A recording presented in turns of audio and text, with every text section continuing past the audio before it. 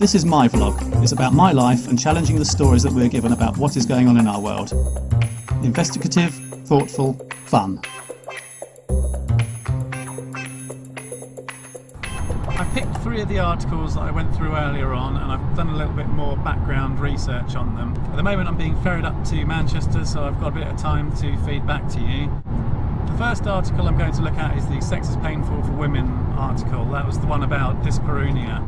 First of all, what I like to do is understand the motivations of the people who contribute to an article. In this case, it's the motivations of the people who've contributed to research. Wanted to check them out to make sure that everything was above board and that there were no conflicts of interest or particular reasons people are doing research or funding it. So I've had a little look at the research.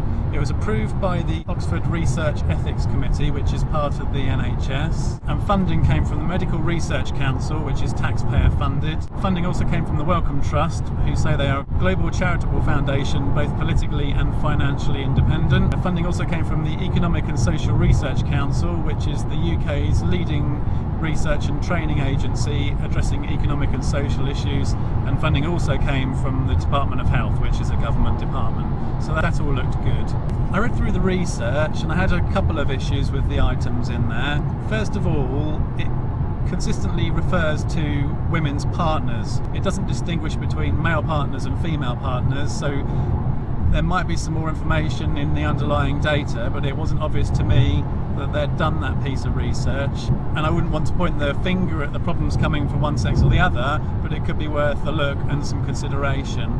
The second thing that stuck out to me about the research and also the article on the BBC was that there are no recommendations for next steps. So for example, they say that education might be a way of resolving things, but they don't say how education is going to be done, where it's going to be done, when it's going to be done. And obviously in the BBC article they didn't speak to anyone to ask where things are going to go next. So maybe an MP could have picked things up, or a government department could have picked things up. At the moment the whole thing just seems to be stalling, or certainly that's the impression I got from reading the article on the BBC. When I was out on my bike, I also spoke about women's equality and representation in politics. I've looked into that a little bit more, and it's interesting to note that in the UK, 195 out of 650, or 30% of our MPs are women. In Labour, 44% are women, in Conservatives 21%, 36% in the SNP and 16% in other parties.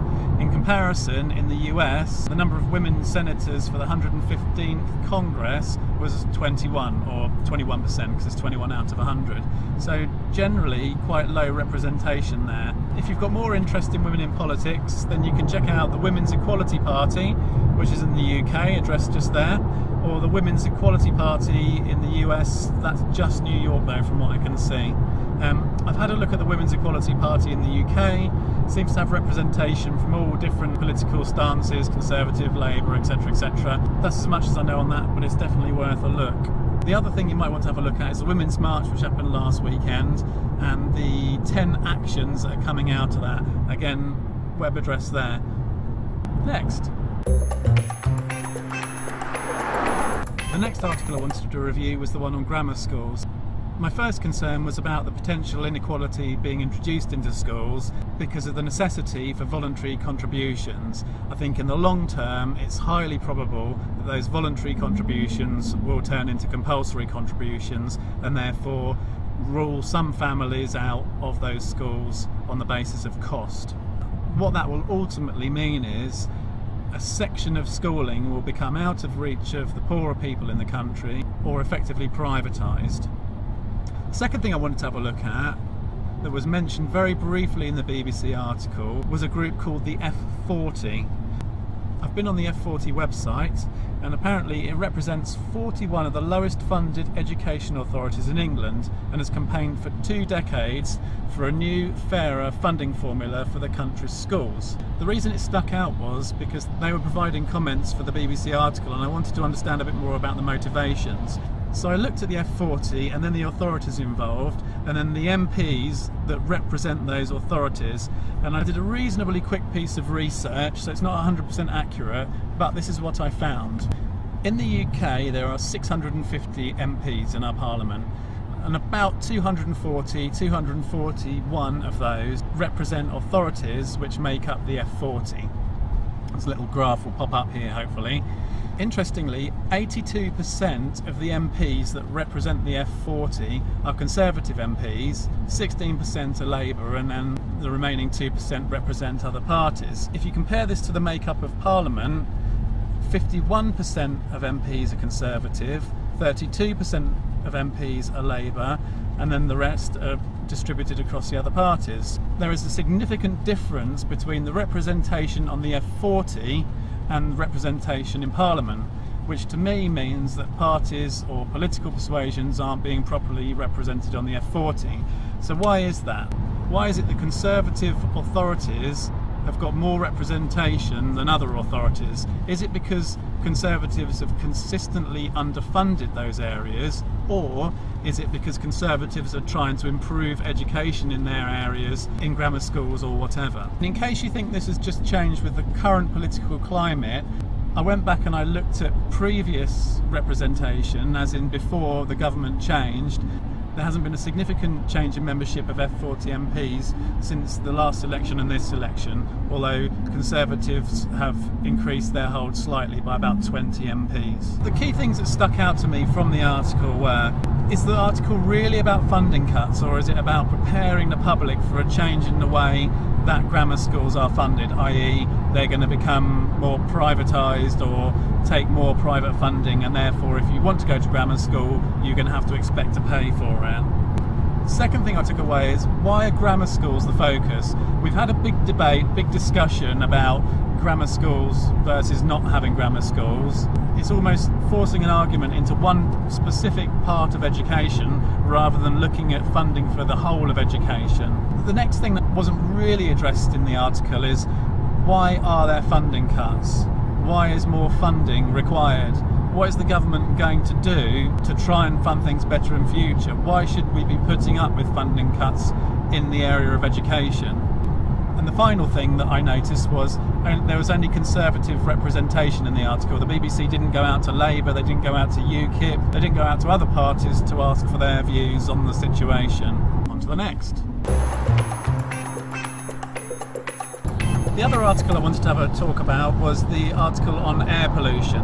So it started with the title on the news front page of "Bad Air, Are Our Cities Killing Us?" When you actually go into the article in more detail, the approach is more about what can be done to improve our air quality.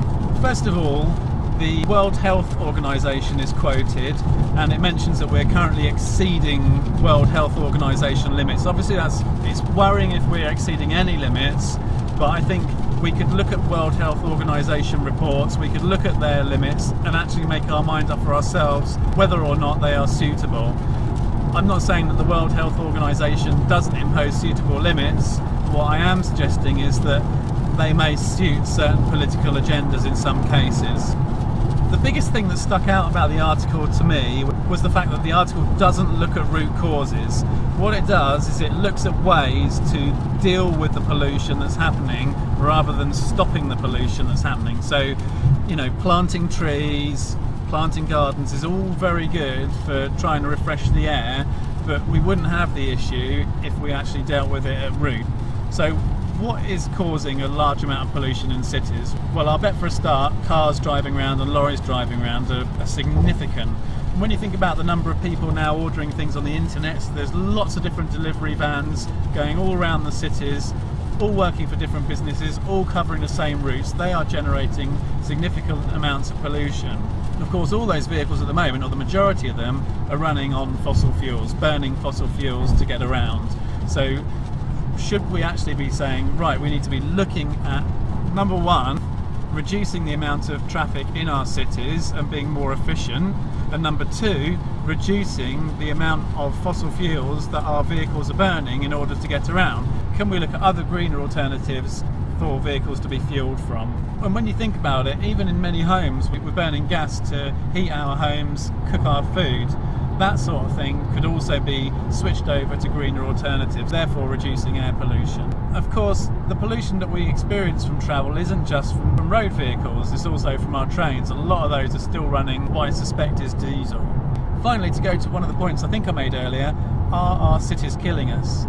The article didn't really go into that, but my impression is, yes, our cities are killing us. The pollution is not good for people. When you look at the components associated with things like diesel, there's a lot of nasty things filling our air.